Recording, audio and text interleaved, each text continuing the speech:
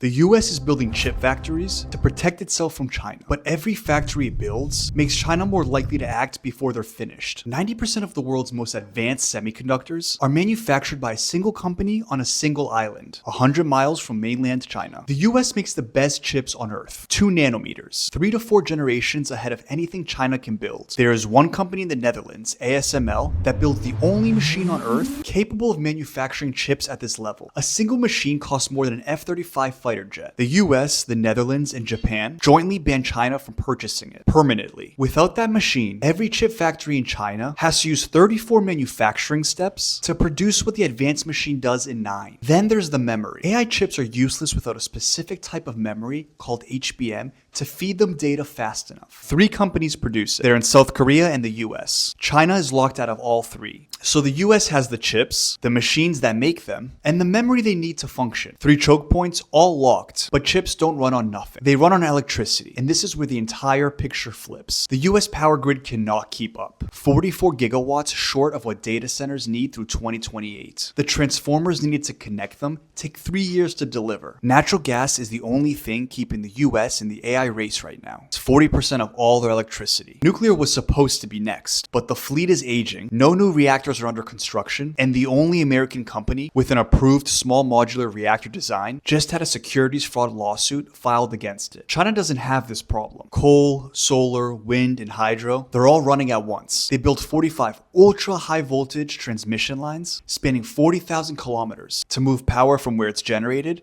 to where compute needs it. They added more power capacity last year than the US had built in the last decade. The same transformers that take 3 years in America arrive under a year in China. And this year, China launches the world's first commercial small modular nuclear reactor, a technology the US won't have operational until the 2030s at the earliest. Yes, China's chips burn more energy per computation, but China can deliver that electricity. The US builds a chip 3 generations ahead and then waits 3 years to turn it on. If China wants to neutralize America's single greatest advantage in the AI race, it doesn't need to build a better chip. It needs to disrupt the island that makes all of them. The US knows this. That's why it's building factories in America. But those factories are years away from producing what Taiwan produces today. And every factory the US finishes tells China the window to act is shrinking. Right now, the window isn't open. China's military isn't ready. Its domestic chip production can't replace Taiwan's output, and the US still has a $10 trillion reason to defend the island. But by 2027 to 2030, all 3 shift at once. That's the Goldilocks window. China's capabilities are ready, US shield is cracking, and the domestic replacement hasn't fully arrived. For updates on the race, follow my newsletter, link in bio.